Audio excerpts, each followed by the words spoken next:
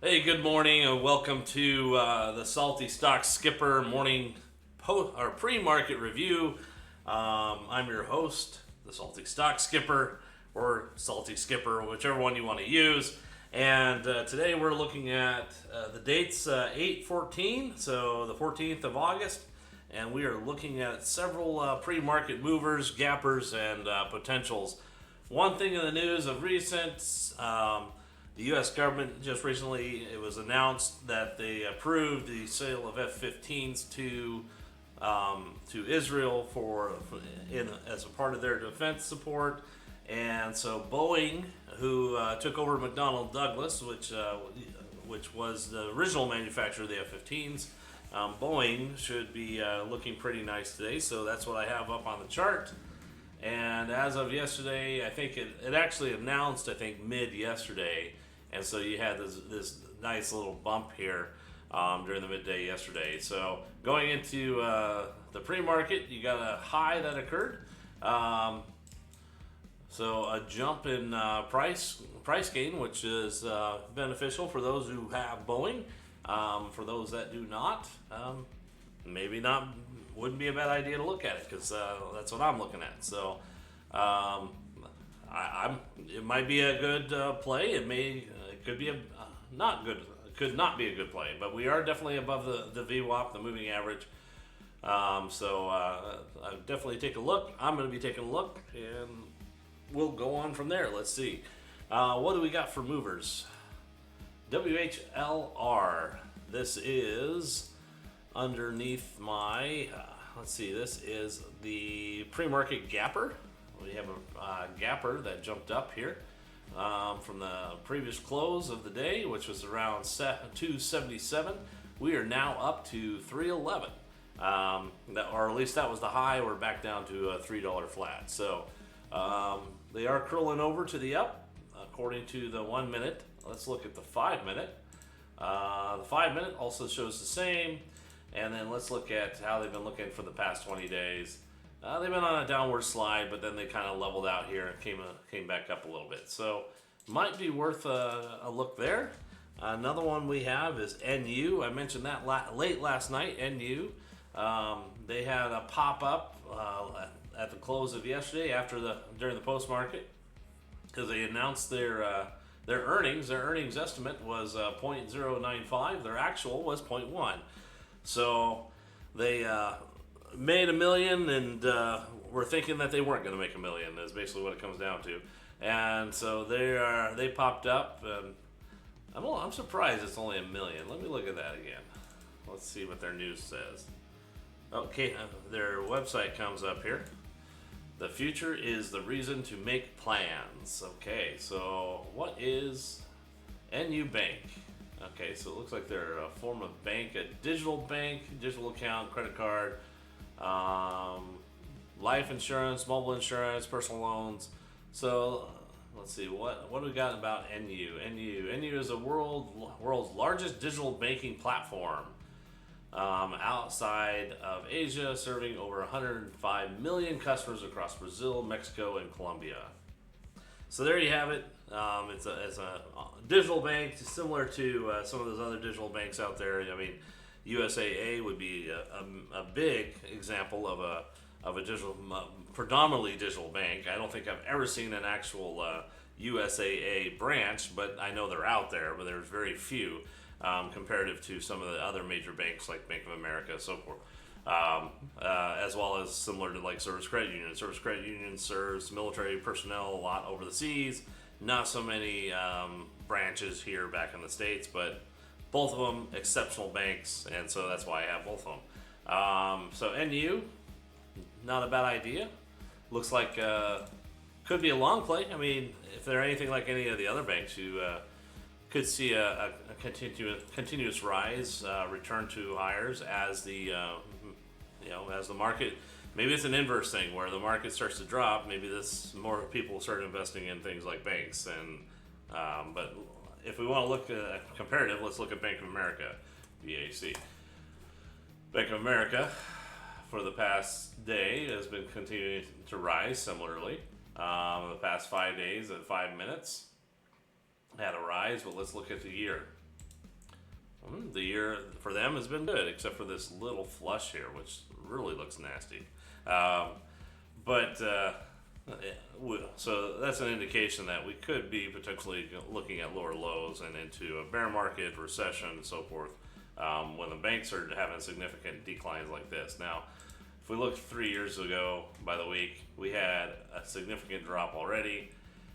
We have not returned to the high. They have not returned to the highs that they were 3 years ago. So they've been declining, and for them. I mean, if you're looking at a 3-year mark, they are still technically on a decline, unless this is the reversal here. But I still have a firm belief that until you get up here, you're still in a bear market. You're not actually benefiting your investors if you're not actually increasing your stock or your what is this? Intro music. Oh, I forgot about the intro music. Sorry about that. We'll switch it out here. If you're not actually contributing to more shares in a dividend to your investors, and I think in this case, Bank of America does do dividends. I'd have to check on that. Looks like they do. Yeah, they do dividend payouts. So maybe you're starting to earn some dividends over long term, and you're still continuously, slowly making money. But what you like to see is just a steady incline while you're getting dividends. So because that way you're doubling up, and so that's why I'm not a big fan of bank stocks right now, because they have been on this declining slope for the past 3 years.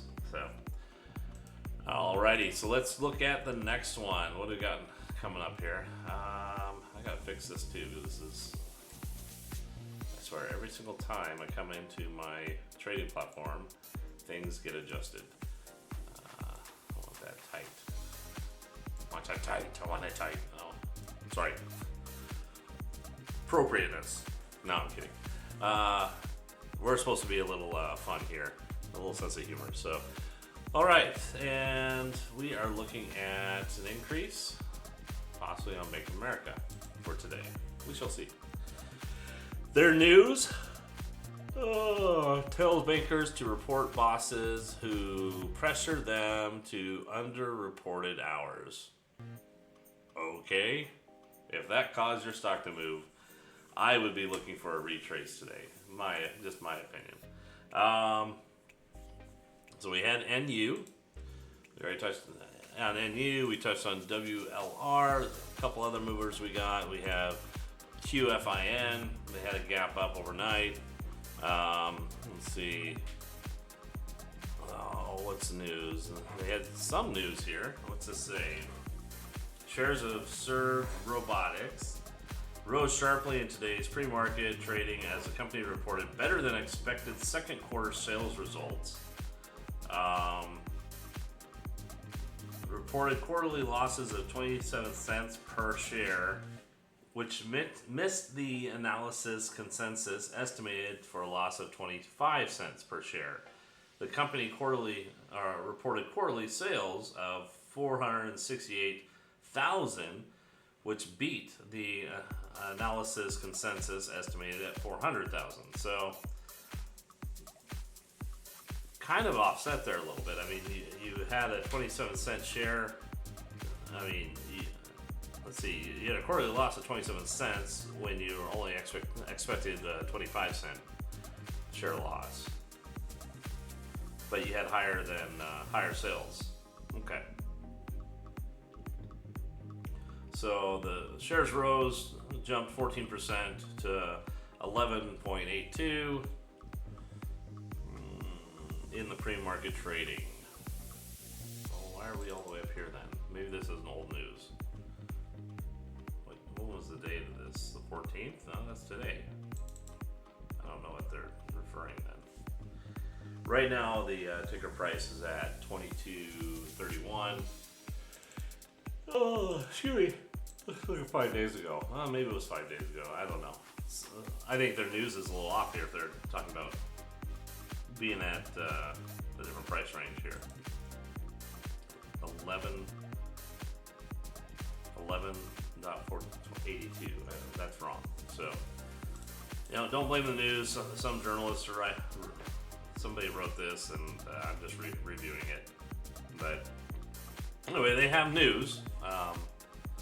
You know, it's not the greatest news, but they have been on a steady incline for the past couple of days. Too bad I didn't see this kind of movement. They didn't really come up on any of my scanners, so I didn't really see it, didn't know about it. And you know, I gotta fix a continuation scan. I gotta build out my continuation scanner. I kind of built one, but I haven't finished it, where it shows stocks have been consecutively rising for the past 2 to 3 days. I want to take a look at those and consider maybe continuation to the up. But there you have it. There's QFIN. Next one is GFI. GFI is let's see if they had any news on them. No news apparently. I mean, they had news yesterday of a price cut to $4. What is that? To $4.90? What? Maybe $14.90 is what they meant to write on this news article. But $14.90, which would be a significant down, but for some reason they went up. I'm gonna watch for a reversal on that. That might be a good reversal play because, in my opinion, there's no reason for this stock to be up this high. So that's it. That's all you got for today. As of this morning, so far on some of my my leftover longs that I left in at a minor amount, I'm only up 50 cents. So things have kind of slowed down a little bit today. We'll see kind of where we end up by the end of the day. But let's look at the NASDAQ and the X. NASDAQ flat. Let's see. Let's look at TQQQ because it has a better view of the NASDAQ. So I'm currently up on the NASDAQ by 0.11, so 11 cents. We had an initial drop. We had a middle drop in the overnight that we have not made a higher high off of yet. So there's a good possibility that we might have continuation to the up or to the down right now, just because we haven't. This didn't pass this, so that means we didn't have a higher high.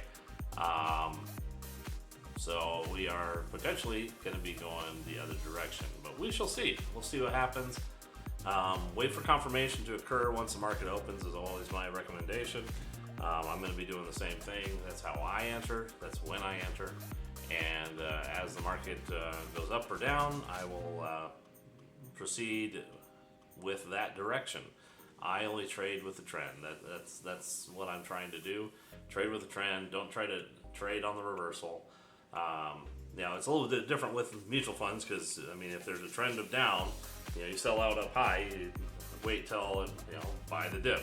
Wait till it kind of bottoms out and start getting that confirmation that's going up, and then you buy your mutual fund. But in a way, that is trading with the trend as well. But it's always good to have a lower average per share price if you can get it.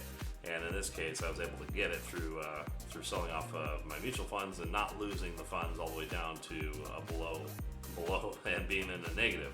So all it is retracing what I would have lost if I would have stayed into my mutual funds. But now I'm doing pretty well with the mutual funds. So, all right, that's all I got. I will be back in a little bit. I'm going to head off to get ready for work today. I'll touch briefly again on at the 7 o'clock for the